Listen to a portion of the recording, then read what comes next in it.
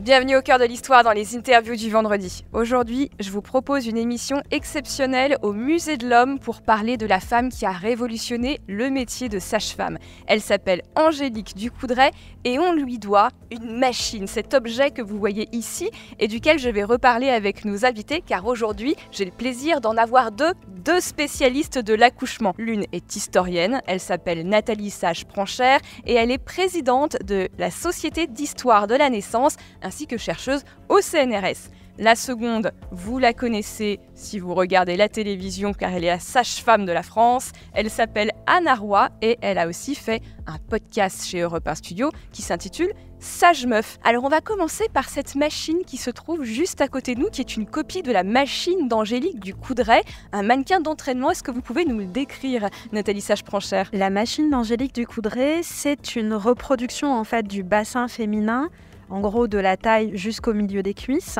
C'est un objet assez exceptionnel puisqu'il est conçu autour d'un véritable bassin de femme en os, avec une utilisation donc de tissu, de cuir, des systèmes de ressorts à l'intérieur pour avoir quelque chose qui s'approche le plus exactement possible de l'anatomie féminine, mais aussi de toute la complexité de cette zone par rapport à la place de l'utérus, au canal vaginal, et qui permet en fait d'avoir une reproduction finalement de la zone par laquelle va passer le processus de l'accouchement. Ce mannequin d'Angélique Ducoudray, il a toute une série d'annexes en fait, puisqu'évidemment il y a à la fois la reproduction de cette partie du corps féminin, mais aussi celle d'un fœtus à terme, et aussi parallèlement celle de petits fœtus de 7 mois représentant des jumeaux, un placenta amovible avec les veines qui correspondent et qui courent le long du cordon ombilical. Tout est numéroté avec des petits numéros de façon à pouvoir repérer les pièces. C'est vraiment un travail de très grande qualité et ça a été la matrice, si je puis dire, de toute une série de mannequins qui ont été produits et diffusés dans le cadre de l'enseignement d'Angélique Ducoudray en France entre la fin des années 1750 et le début des années 1780. Anna Roy, ça ressemble un peu au genre de mannequin que vous avez encore en école d'accouchement aujourd'hui ? Oui, c'est vraiment, Angélique Ducoudray est un génie de la médecine. C'est la version, je dirais, éco-responsable des mannequins qu'on a aujourd'hui. C'est-à-dire des fois, nous, on en a en plastique, mais il y en a aussi en tissu. Et c'est vraiment exactement rien n'a changé. Enfin, on s'entraîne de la même façon. On va se mettre devant quand on... Alors, ça concerne les étudiants en médecine, les étudiants de sage-femme, bien sûr, et aussi les pompiers, enfin, tous les gens qui vont être amenés à pratiquer les accouchements.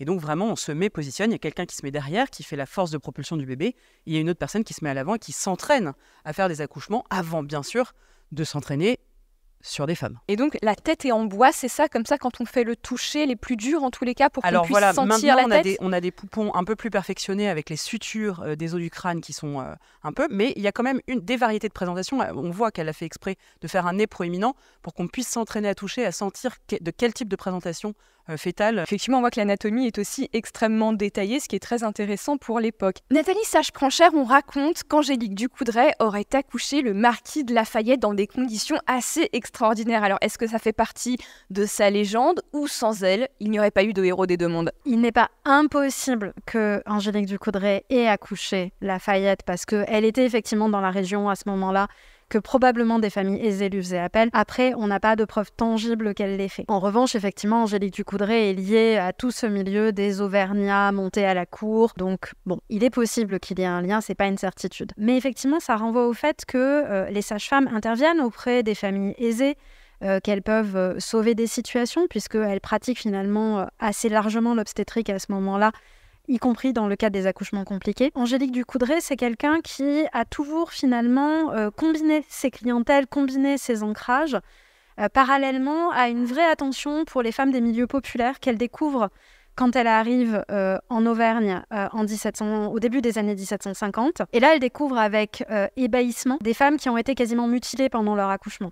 Parce que des accouchements qui ne se sont pas déroulés normalement, des bébés sur qui on a tiré, des descentes d'organes, c'est absolument apocalyptique. Et elle va ressentir à ce moment-là l'urgence de former les matrones, c'est-à-dire ces sages-femmes sans formation scolaire, de former les matrones à un minimum de savoir anatomique, de façon à éviter finalement ces catastrophes qu'elles observent quotidiennement. Anna Roy, rien que dans votre carrière, vous avez vu ces pratiques évoluer, vous avez vu les femmes mieux soignées. Comment ça se passe ? Alors moi, j'ai eu la chance d'arriver très tard, puisque je suis arrivée en 2010, je suis encore une jeune sage-femme. Mais en tout cas, ce qui est sûr, c'est qu'on a oublié, je crois, cette époque où la mort était si proche de la naissance.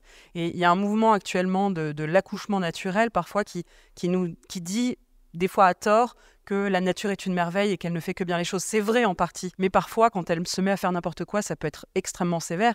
Et d'ailleurs, il y a toujours 1,5 million de femmes par an dans le monde qui meurent des suites de leur accouchement, ce qui est absolument considérable. Et donc, à la fois, il faut ne pas être dans l'hypermédicalisation, parce que ça, c'est pas bon non plus, mais il faut trouver cette troisième voie. On a eu un balancier hypermédicalisation, maintenant on remet braquet accouchement naturel. J'espère que demain, c'est la troisième voie où on se sert de la médecine quand on en a besoin et qu'on la laisse de côté si on n'en a pas besoin. Mais la médecine en obstétrique, c'est une merveille. J'adore les antibiotiques, j'adore les médicaments de réanimation, j'adore tout.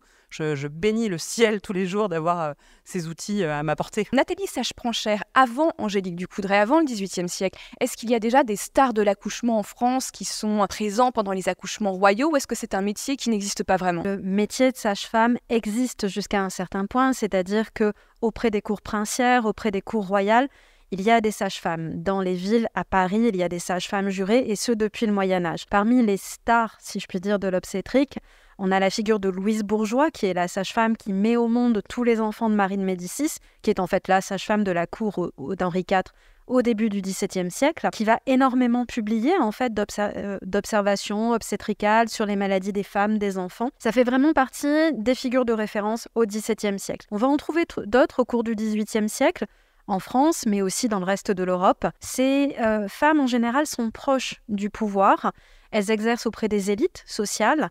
Et puis, on va aussi avoir ces grandes figures des sages-femmes parisiennes de l'Office des accouchés de l'Hôtel-Dieu, puisque à Paris, il y a une maternité depuis le Moyen-Âge avec à sa tête une sage-femme en chef. Et là, on a une série de sages-femmes absolument extraordinaires, et ce, jusqu'au XIXe siècle. Et ça ne concerne que Paris, hein. Dans le reste de la France, on accouche entre proches, comment ça se passe ? On accouche essentiellement, effectivement, dans un cadre hospitalier à Paris. On a dans d'autres villes ce qu'on appelle des gésines, donc des salles où on va accueillir les femmes en couche. Il y en a une à Rouen au XVIIIe. Mais c'est vrai que ça reste un phénomène assez exceptionnel. Et après, on va voir naître des maternités, mais sur ce modèle parisien, petit à petit, en France et en Europe, au cours du XVIIIe et du XIXe. Dans les campagnes, il n'y a pas de sages-femmes qui ont été formées dans les hôpitaux comme Angélique Ducoudray, ce sont les matrones, c'est-à-dire des femmes qui ont elles-mêmes accouché, qui ont assisté d'autres femmes qui ont une connaissance empirique, qui pratiquent les accouchements. Est-ce que ce sont des connaissances qui ne sont pas encore un peu ésotériques ? Est-ce qu'elles ne font pas des choses qu'on ne devrait pas faire qui pourraient nuire à la mère ? Alors, dans les campagnes, effectivement, l'accouchement et l'aide à l'accouchement s'inscrit dans une sorte de réseau de services, en fait. On va aider pour un accouchement parce que soi-même on a accouché, que ça s'est bien passé, qu'on a cette expérience physique-là et qui donne finalement une compétence pour accompagner les autres. Bien sûr, elles n'ont pas de savoir anatomique, ce qui ne veut pas dire qu'elles ne connaissent pas finalement le processus de l'accouchement. Dans certains cas, elles vont intervenir à tort et à travers, mais ça n'est pas non plus systématique.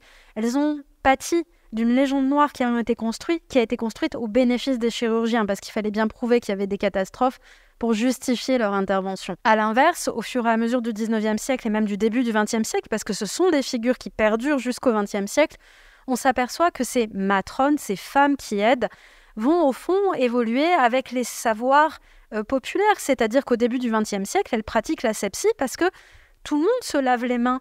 Donc elles ne sont finalement pas forcément dangereuses, elles n'ont pas les capacités obstétricales, mais dans le cadre d'un accouchement qui se déroule bien, elles peuvent récupérer l'enfant et lui apporter les premiers soins. Elles sont plutôt dans une forme de complémentarité avec les sages-femmes à partir du 19e que dans une forme d'opposition stricte. Comme toutes les sages-femmes de son époque, Madame Ducoudray est extrêmement pieuse. Il faut rappeler quand même au XVIIIe siècle que seuls les catholiques peuvent être sages-femmes, puisqu'on a rejeté en fait les protestantes de l'exercice de la profession, pour éviter que ce soit des protestantes qui baptisent des bébés catholiques. Mais alors, est-ce que c'est-à-dire que ce sont les catholiques qui accouchent les femmes protestantes en France ou qu'elles s'accouchent entre elles ? Ce sont en théorie les catholiques qui vont accoucher les protestantes, puisque normalement, seules ces femmes-là sont susceptibles de faire un baptême d'urgence. Et normalement, au XVIIIe siècle en théorie, il n'y a pas de protestants en France. Je dis bien en théorie. Après, effectivement, il faudrait voir dans les communautés typiquement du refuge, dans le sud de la France, là probablement qu'il y a encore des femmes qui vont pratiquer auprès de leurs coreligionnaires. Mais c'est vrai que d'un point de vue strictement légal et réglementaire, elle n'existe pas. Et d'ailleurs, à noter, il y a toujours des parents qui nous demandent de faire des baptêmes d'urgence, donc c'est une pratique qui perdure. Souvent, les gens ne le savent pas, mais on peut être amené à pratiquer des baptêmes en urgence. En tant que sage-femme, moi j'ai baptisé plusieurs enfants. Souvent, les aumôniers n'étant pas toujours disponibles ou pas, c'est pas la bonne heure, etc. Et donc, c'est nous qui pratiquons ces baptêmes et qui, effectivement, valent puisqu'après ils sont inscrits dans les registres, etc. Dans l'Église catholique, tout le monde peut baptiser dans un cas d'extrême urgence, mais effectivement, en pratique, les sages-femmes sont particulièrement soumis à ce genre de cas de figure, quoi. Donc effectivement, les sages-femmes, peut-être plus que les autres, baptisent les enfants. Et il n'y a pas du tout besoin d'être catholique pour conférer Absolument. un baptême catholique valide. Il suffit de dire la formule correctement. Je te baptise au nom du Père, du Fils et du Saint-Esprit. Anna Roy, on sait que Angélique Ducoudray a écrit aussi un manuel d'obstétrique. Est-ce qu'il y a encore des méthodes qu'elle a mises au point qui sont utilisées aujourd'hui ? Ah oui, bien sûr, absolument, sur les variétés de présentation. Alors évidemment, le savoir a évolué. Évidemment, les autres spécialités médicales, vous avez plein de, par exemple, les chirurgiens, les neurochirurgiens, etc., se moquent de gens qui font de l'obstétrique parce qu'ils disent que vraiment, ça c'est resté totalement moyenâgeux. C'est bien sûr inexact, mais il y a un fond de vérité où c'est un savoir qui est très manuel aussi, et en ça, pas grand-chose a changé finalement. Il y a aussi quelque chose qui m'intéresse, c'est la position de l'accouchement qui varie dans l'histoire. Dans l'Antiquité, on accouche plutôt assise. Est-ce qu'à l'époque d'Angélique Ducoudray, au XVIIIe siècle, il y a déjà une position pour l'obstétrique qui est imposée aux femmes ou on est libre ? Il n'y a pas fondamentalement de position imposée aux femmes, ne serait-ce que parce que les femmes accouchant chez elles, dans l'immense majorité des cas, on ne leur impose pas forcément quelque chose de totalement fixe à domicile. On va effectivement aussi accoucher assise. Il y a d'ailleurs des chaises d'accouchement qui existent en particulier au XVIIIe. La position couchée n'est pas la plus fréquente, même si on a ce qu'on appelle le lit de douleur. En revanche, c'est une position qui va se développer dès lors que petit à petit, les chirurgiens vont avoir recours aux instruments.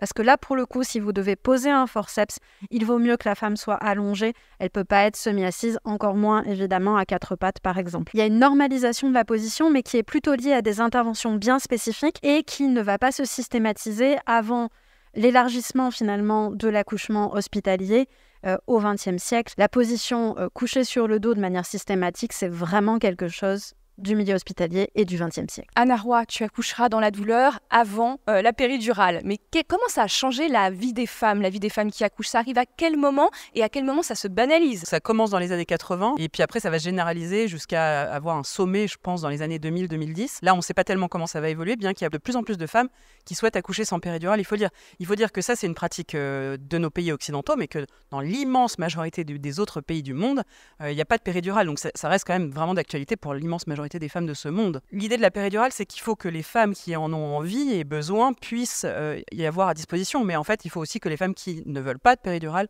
puissent aussi accoucher et être prises en charge correctement dans cette circonstance-là. On voit qu'il y a une vieille rivalité dans les livres à partir de l'Antiquité entre les sages-femmes, qui est un métier historiquement très féminin, et celui des médecins qui interviennent quand l'accouchement se passe mal, et même des chirurgiens pour l'époque d'Angélique Ducoudray.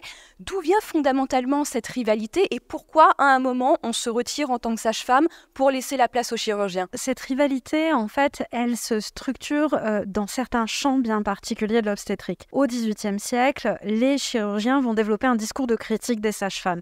Mais ils vont le développer parce que c'est une manière de se valoriser eux-mêmes, de se valoriser dans l'intervention pour les accouchements compliqués, de se valoriser aussi comme potentiels enseignants et donc bénéficiant de toute une série d'avantages par le pouvoir royal. L'objectif des chirurgiens n'est pas du tout de systématiquement aller faire tous les accouchements chez les paysannes du coin. Leur objectif, c'est d'avoir une reconnaissance via l'obstétrique. Donc cette rivalité, elle va plutôt se jouer sur les postes d'enseignement, sur les postes visibles, mais pas forcément au quotidien dans la pratique. Et de fait, le 19e siècle, par exemple, est le grand siècle des sages-femmes d'un exercice autonome, à la fois dans le domaine des accouchements, on va dire, normaux, sans difficulté, et des accouchements compliqués, pathologiques. Aujourd'hui, Anna Roy, on voit encore cette rivalité entre les médecins obstétriciens et les sages-femmes. Il y a un moment où il faut céder sa place, ou au contraire, vous êtes capable de faire l'intégralité des accouchements sans eux. Alors moi, je trouve que ça évolue vraiment dans le bon sens depuis qu'on fait la première année de médecine, que les sages-femmes passent par ce cursus-là, si bien qu'en fait, les futurs médecins sont nos amis. Enfin, donc je pense que ça, c'est en train de s'atténuer grandement. Moi, je vois surtout qu'il y a une énorme complémentarité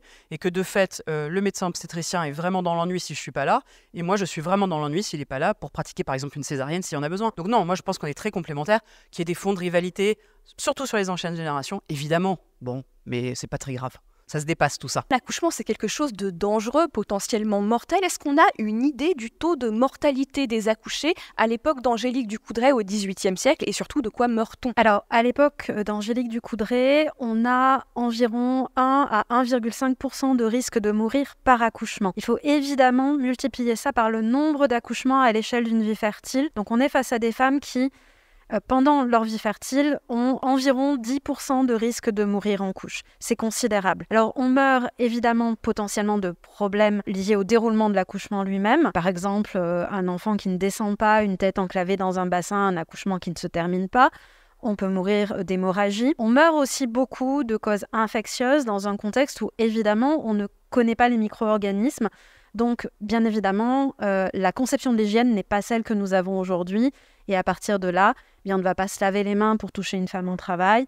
Donc il y a tous ces éléments-là. La médicalisation donne l'impression que finalement l'accouchement est quelque chose de simple, mais est-ce qu'on peut encore mourir des suites d'un accouchement aujourd'hui, Anna Roy? Oui, on peut encore mourir, même si le risque est sacrément diminué, puisque environ en France et par an, il y a une centaine de femmes qui meurent des suites de l'accouchement ou de la grossesse, etc. Et il faut savoir que par exemple, la première cause de mortalité dans la première année qui suit la naissance d'un enfant, c'est le suicide. Des choses qu'on n'a pas du tout en tête et c'est important de le savoir, ça. Est-ce que déjà à l'époque d'Angélique du Coudray, on a l'intuition du baby blues, que les hormones en fait vous retournent un peu le cerveau, si je puis dire, et que vous êtes dans une période dangereuse de la vie? On connaît parfaitement dès le XVIIIe siècle le fait que l'accouchement peut provoquer chez les femmes des états à la fois de confusion, mais aussi de mal-être, avec des rires, des pleurs. C'est quelque chose qui est bien repéré. Alors évidemment, les explications qu'on en donne n'ont rien à voir avec celles qu'on va donner aujourd'hui, mais à partir du XVIIIe siècle se constitue tout un corps finalement de réflexion sur ces problèmes psychiatriques consécutifs à la grossesse et à l'accouchement. Et il faut noter que c'est en France qu'émerge l'idée qu'il y aurait un trouble mental propre à la puerpéralité, ce qui par exemple n'est pas du tout reconnu par le DSM américain, c'est-à-dire le cadre des maladies mentales aux États-Unis, ne reconnaît pas du tout ce trouble-là. C'est vraiment une spécificité française. Anna Roy, vous avez contribué à sortir justement la dépression postpartum du silence. Est-ce que vous avez le sentiment que le XXIe siècle aurait des facteurs aggravants, la solitude des mères, notamment après l'accouchement, quand on rentre seul à la maison? Alors, certainement que oui, je vais y revenir, mais le « c'était mieux avant », je m'en méfie beaucoup parce que les femmes n'osaient pas s'exprimer. Et d'ailleurs, je fais en ce moment une enquête un peu systématique auprès des femmes qui ont entre 60 et 80 ans.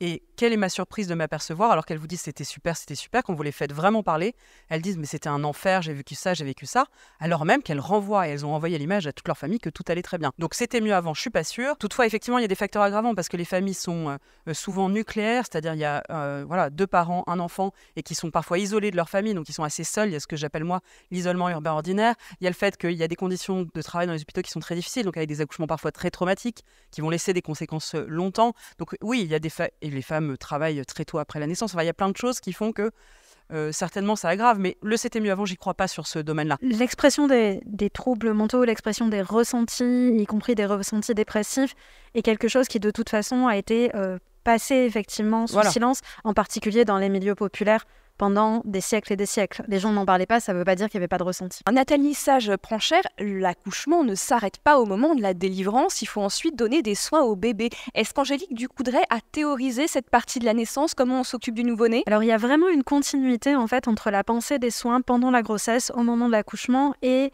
dans l'après-accouchement. Les sages-femmes ont tout à fait vocation à s'occuper du bébé pendant ses premières semaines. Et donc Angélique du Coudray va donner des conseils sur la manière de baigner l'enfant, de le nourrir, de choisir une nourrice. Elle va aussi donner des recommandations pour les bébés qui naissent en état de mort apparente, de détresse respiratoire par exemple. Donc c'est vraiment quelqu'un qui intègre l'enfant en fait dans la continuité des soins à la mère. Et on est finalement dans un contexte, on est aux origines un peu lointaines, mais de la puériculture telle qu'on la connaît aujourd'hui. Justement, Anna Roy, j'ai fait ce qu'Eliette Abécassis avait fait dans son roman sur l'attente d'un enfant. Je me suis amusée à prendre plusieurs numéros du Père Nou, la Bible J'attends un enfant qui évolue tous les ans, et j'ai fait des comparaisons tous les 10 ans. Et là, on voit que les modes en matière de grossesse, de soins aux nouveau-nés n'arrêtent pas d'évoluer, qu'on dit tout et son contraire. Est-ce qu'il y a un effet de mode dans le soin apporté au bébé, à la femme accouchée, ou est-ce qu'on a vraiment des avancées médicales significatives? Alors, il y a par exemple une avancée médicale significative qui est par exemple le fait de, vous savez, les enfants dormaient sur le ventre, on va les retourner sur le dos. Ça, cette mesure-là, aussi bête soit-elle, paraît-elle comme ça, c'est 75% de la mortalité infantile qui va diminuer par mort subite. Donc c'est considérable. Donc attention, il faut distinguer des mesures de santé publique qui vont vraiment avoir un effet. Et puis effectivement, tous les conseils sur le lavage, tantôt on dit c'est tous les jours, les autres disent une fois par semaine. Au fond, tout ça, je pense que ça n'a pas beaucoup d'importance. Et moi, je dis souvent aux femmes de faire ce qu'elles veulent. À partir du moment où c'est dans la limite de la sécurité médicale, elles font bien ce qu'elles veulent. C'est leur enfant. Et pour le reste, les mesures pour le coup de santé publique, alors là, je crois qu'il faut être extrêmement rigoureux parce que la vie peut en être changée, c'est le moins qu'on puisse dire. Il me semble qu'on conseillait aux femmes dans les années 80 ou 70 de coucher les bébés sur le ventre, donc c'était bien une mesure médicale. Absolument, tout à fait. Et d'ailleurs, on s'est même planté sur l'épisiotomie. Vous savez, il y a une époque où on a fait dans les années 90... Donc l'épisiotomie, on rappelle pour les hommes qui ne savent peut-être pas ce qu'ils sont en train d'écouter. C'est une incision au niveau vulvaire où on va couper la peau de la vulve, une partie du vagin et les muscles périnéaux. Et par exemple, dans les années 90, on pensait que c'était vraiment bien de le faire et on en faisait à 75% des femmes dont c'était le premier enfant. C'est-à-dire qu'il faut le reconnaître. Ça, je pense c'est très important que les gens entendent qu'on s'est planté. En médecine, des fois, on se plante, mais des fois, et c'est même la majorité des fois, on ne se plante pas. Les antibiotiques, c'est merveilleux. Le fait d'avoir retourné les enfants, il y a plein de choses merveilleuses, mais des fois, on se plante. C'est très important que les auditeurs sachent que des fois, on se plante et il faut le reconnaître, parce que sinon, ça entraîne une défiance à notre égard. Bien sûr. Je pense que c'est très important que les gens et sachent. c'est ça l'intérêt de la médecine, c'est qu'on peut faire évoluer les choses. Et on fait des erreurs parfois, malheureusement. Dans le cas des bébés couchés sur le ventre, en fait, on a fait une généralisation à partir d'un cas où ça avait vraiment du sens, qui étaient les bébés prématurés qui avaient des besoins particuliers en réanimation, où là, effectivement, être sur le ventre apportait un avantage, sauf que généraliser ça à des bébés nés à terme en bonne santé a abouti à des catastrophes, ce qui n'était pas anticipé. Nathalie Sage-Pranchère, on a vu que Angélique Ducoudray a commencé à mettre en place le métier de sage-femme au XVIIIe siècle, mais il fallait qu'elle passe le flambeau d'une certaine manière. Elle a choisi une héritière pour poursuivre son œuvre. Angélique Ducoudray a un rapport assez particulier à cet héritage. D'abord parce qu'elle a formé énormément de chirurgiens. Donc il ne faut pas forcément la projeter en féministe, puisqu'elle n'a formé guère que 4 ou 5 sages-femmes qui sont elles-mêmes devenues enseignantes.